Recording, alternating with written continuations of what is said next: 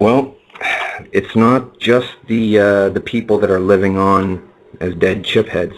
The drones, the parasited hosts, they come back like that too. And when they're drones, they're pretty sick. They have no compassion for anything. So what's the difference again then between a duplicate like clone and then a drone? Well, what's the difference there? Okay, a duplicate clone is a person in the clone, like a human being in the clone running it. A drone is a parasited host of this lizard, who is a lizard consciousness in a human. There is no reversing the process. The person dies. The lizard totally dominates, and it's bad, man. It's bad. Well, and later on, Donnie, I wanted to do some name association with you later on towards the interview, and I wanted you to tell me, you know, parasite or drone. But you know, this may come as a surprise to you. I'm sure a lot of people, you know, have attacked you, and I know that you also have a large following. But you know, ever since I met you, ever since I talked to you on Facebook, I have researched some of the technology that I have heard you talk about. And maybe this won't surprise you, but I think it'll surprise a lot of the listeners. But there are some men out there that I have researched, namely Ray Kurzweil and another man named Dr. Michio Kaku, and everybody can look these guys up on YouTube. But Kurzweil has made it absolutely known that his goal is immortality. And he has spoken about merging man and machine and microchip implantations, like you said, into the brains and downloading the brains and vice versa. And one thing that I heard Dr. Kaku talk about, and he's a theoretical quantum physicist. In addition to so many things that'll just blow your mind, contact lenses that you can, you know, blink and go to an internet page and things like that, is he talked about shape-shifting. And you had just mentioned shape-shifting, but this is what he said about it, and I want to know if you knew anything about it. He said that shape-shifting is not what we think it is, where people just, you know, melt onto the floor like in Terminator and come back as something else, but he said that it is being worked on, and this guy is world-renowned. This stuff is not classified, everybody. This is declassified information. That shape-shifting will be programmable matter, rearranged matter, and what they're doing is they're mixing atoms and microchips, or placing microchips on atoms, and these microchips are all very, very small, obviously, to go on an atom, but they're as powerful as our PC computers. Now, what got me is the company that's developing this is Intel, the same people that put the processors in. What do you know? Is there any connection between Intel and the Vril? Do they have parasites or drones working for them? Or is this why are they trying to make this technology public, or are they? Or is this just plain human beings trying to work towards it? What's your view on that?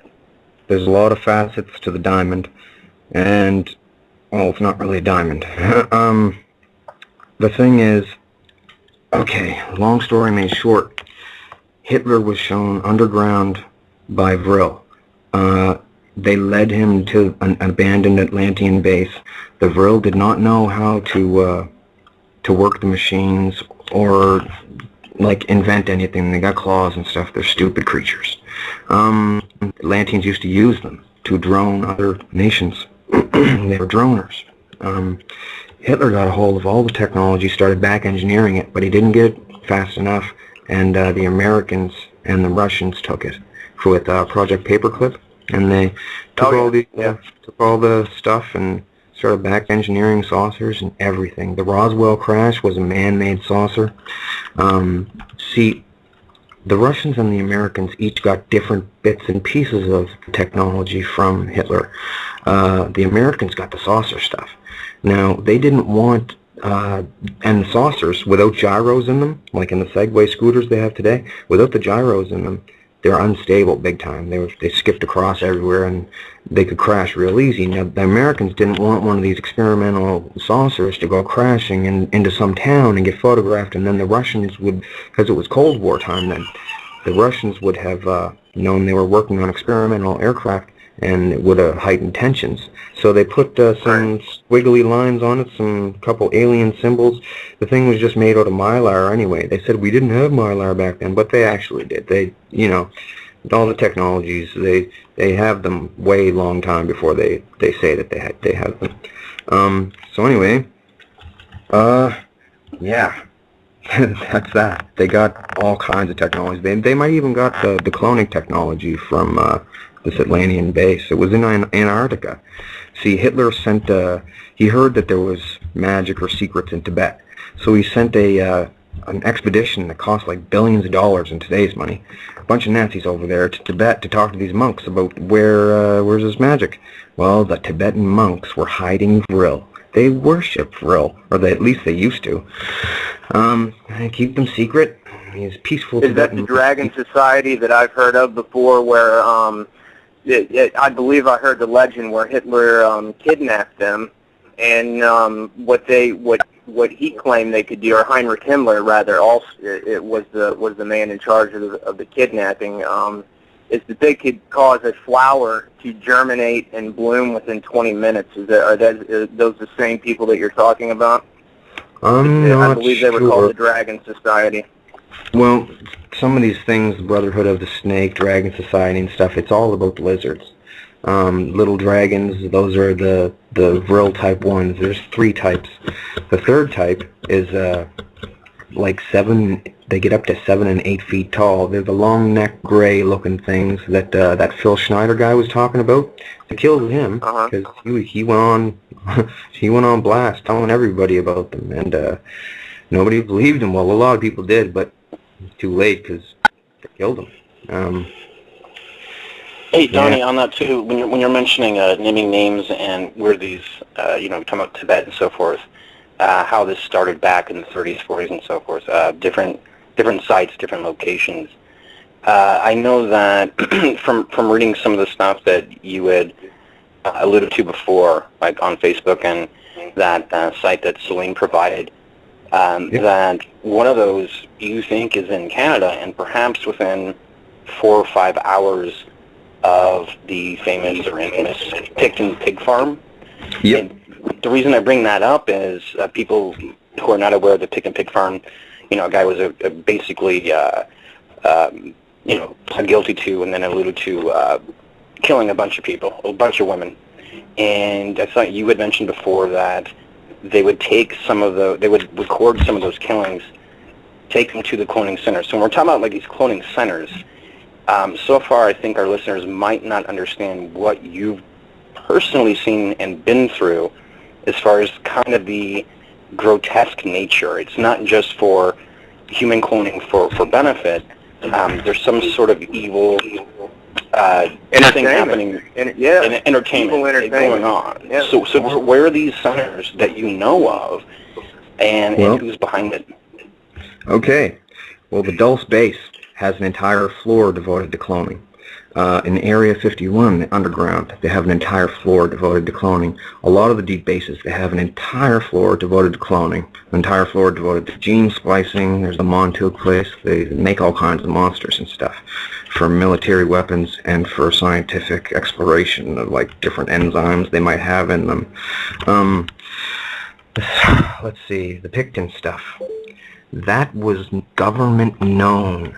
Okay, let me tell you, Queen Elizabeth does not like prostitutes for some reason. They wanted to make these things called snuff films. They're murder videos. And this is also the reason why Britney Spears went loopy, because she watched too many murder videos and seen too many lizards eat too many kids at this place. And when you say Britney Spears, you mean in her, like when she was in REM's sleep, kind of taken as a clone to witness this, correct? Yep. You see, Britney's been there since she was a teen, or even younger, and, you know, if she wanted to be famous or promoted, she would have to go there during REM, and she's an assembly line sex slave, basically.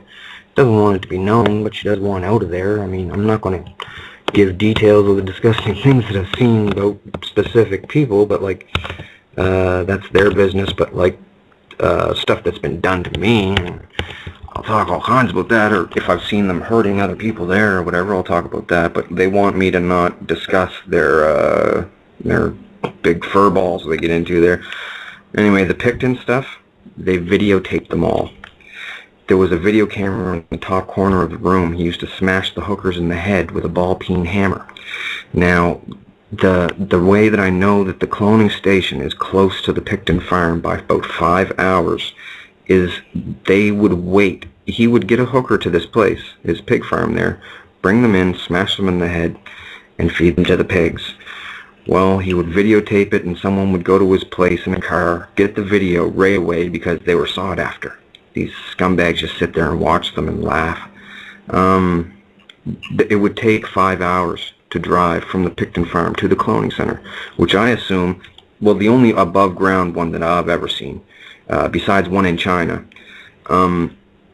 it would take 5 hours to get there, and he would come running in and they would put it on screen. Elizabeth used to make me watch every single one. She said it would strengthen my mind. But when you say Elizabeth, you're referring to Queen Elizabeth. Yep, Queen Elizabeth, one of the most evil people in the entire world. I agree with that. She lizard owns or no the cloning, lizard, she's evil. Yeah. She owns the cloning station that I'm forced to attend, and the royalties are there. All the biggest stars are there because they don't like going to Dulce Base or any of these underground bases because they smell like sterile hospital down there. But the above ground one in Canada is airy, it's above ground, and only the most... We're at in Canada, Donnie. Where's this cloning station at in Canada? It is somewhere in the west coast or western Canada because, well, it's within 5-hour radius around the Picton farm. And then I looked at it and I said, wait a minute, there's like nature preserves out there where you're not allowed to trespass, right? And different military stuff, you know, enter and you may be shot type of thing. And it's in one of these places because I was outside of this above ground one before. There is nothing around it. There's all trees, one overgrown dirt road leading to it. There's no sign of civilization on the horizon, nothing, not smoke on the horizon or anything. And some of the people don't understand how I would have ended up there or why they would have told me so much. So just let me tell you about that real quick.